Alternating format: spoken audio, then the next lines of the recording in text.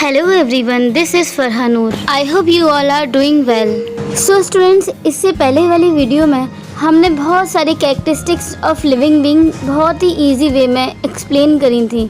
I hope आपने वो video देखी होगी. सो अगर आपने इससे पहले वाली वीडियोस नहीं देखी हैं तो प्लीज़ आप जाइए पहले वो वाली वीडियोस देखिए, क्योंकि हमने काफ़ी सारे टॉपिक्स उसमें भी कवर कर लिए थे और लास्ट वाली वीडियो में हमने आपको कैरेक्टरिस्टिक्स ऑफ लिविंग बीइंग बताई थी, जैसे metabolism, responsiveness, interaction etcetera etcetera. और मैंने आपको ये भी बताया था कि इंक्लूसिव इवेंट क्या होता है, एक्सक्लूसिव इवेंट क्या होता है, एक्सट्रिंसिक प्रॉपर्टी क्या होती है, इंट्रिंसिक प्रॉपर्टी क्या होती है. सो स्टूडेंट्स, वो वाली वीडियो आपके लिए बहुत ज़्यादा इम्पोर्टेंट है.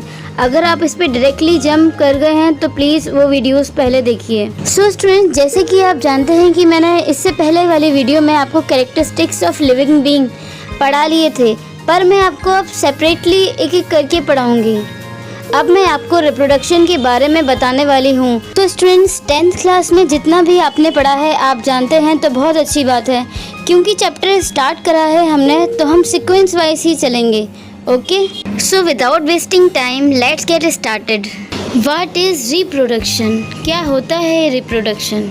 अभी बताते हैं. तो स्टूडेंट्स, जैसा कि आप जानते हैं आज हम रिप्रोडक्शन के कैरेक्टरिस्टिक्स पढ़ेंगे. रिप्रोडक्शन अपने आप में एक कहानी है. तो लाइफ की कंटिन्यूटी को बढ़ाने के लिए रिप्रोडक्शन होना बहुत ज़रूरी है. ये तो हम सब लोग जानते हैं ना, तो इसमें तो कंफ्यूजन नहीं है. लाइफ की कंटिन्यूटी को आगे बढ़ाने के लिए we need to do reproduction.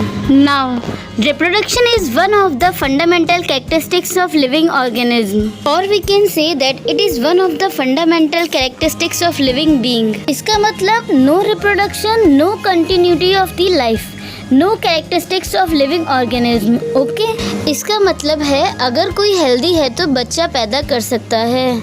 Next is it can be defined as the production of new individuals of same kind by the grown up individuals. हम ये मानते हैं कि कोई ग्रोइंग अप इंडिविजुअल है, हम ये मानते हैं कि कोई यंग वन है, हम ये मानते हैं कि कोई हेल्दी वुमेन है, तो वो एक बेबी पैदा कर सकते हैं. So it can be defined as a production of new individuals of the same kind. इसका मतलब है स्टूडेंट्स, नए इंडिविजुअल को पैदा करना है जो कि बिल्कुल अपने पेरेंट की तरह दिखाई देते हैं. Okay, now next is it is the characteristics exhibit the living organism which can produce new young ones of their own kind. तो स्टूडेंट्स, अब हम बात करें ह्यूमन बीइंग के अंदर, तो मैं ह्यूमन बीइंग की ही क्यों बात कर रही हूँ? आप में से कुछ लोग बोल रहे होंगे कि मैम आप तो ह्यूमन बीइंग की ही बात करती हैं. अरे भाई, मैं ह्यूमन बीइंग हूँ तो ह्यूमन बीइंग की ही बात करूँगी ना.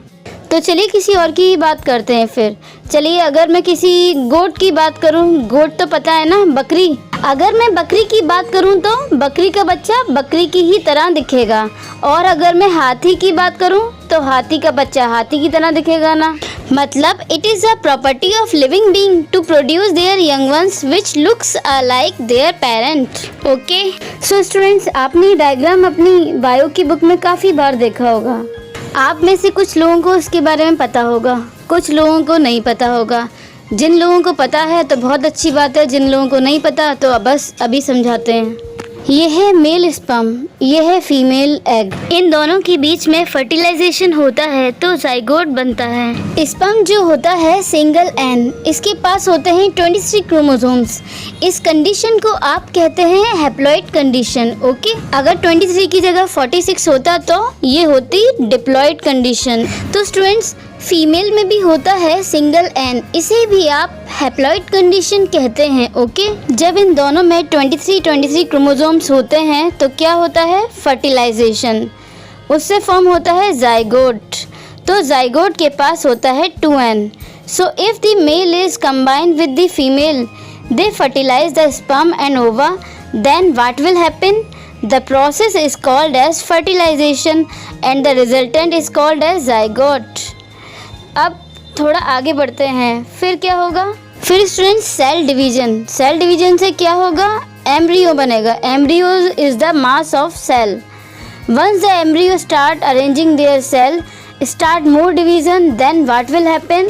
Then embryo will convert into baby. So this is the whole process of reproduction. Okay, so students, what we learn? जब स्पर्म ओवा से फर्टिलाइज होगा तो जाइगोट बनता है। जाइगोट में सेल डिवीजन होता है। सेल डिवीजन के होने के बाद एम्ब्रियो बनता है और एम्ब्रियो और डिवाइड होता है और क्यूट सा बेबी आता है जिसे मदर डिलीवर करती है। ओके, क्या स्टूडेंट्स हर ऑर्गेनिज्म में एक जैसा रिप्रोडक्शन हो तो क्या ये ज़रूरी है? तो बच्चों, हर ऑर्गेनिज्म में एक जैसा रिप्रोडक्शन हो ऐसा बिल्कुल भी ज़रूरी नहीं है। जितने भी लेस डेवलप ऑर्गेनिज्म होते हैं, जैसे हमने लास्ट क्लास में भी बात करी थी, तो बच्चों छोटे ऑर्गेनिज्म में अलग टाइप का रिप्रोडक्शन होता है और हायर ऑर्गेनिज्म में अलग टाइप का रिप्रोडक्शन होता है। तो स्टूडेंट्स ज़रा ध्यान से सुनना, हम जो भी पढ़ रहे हैं सब सीक्वेंस से पढ़ रहे हैं आपकी एनसीईआरटी के हिसाब से, ठीक है?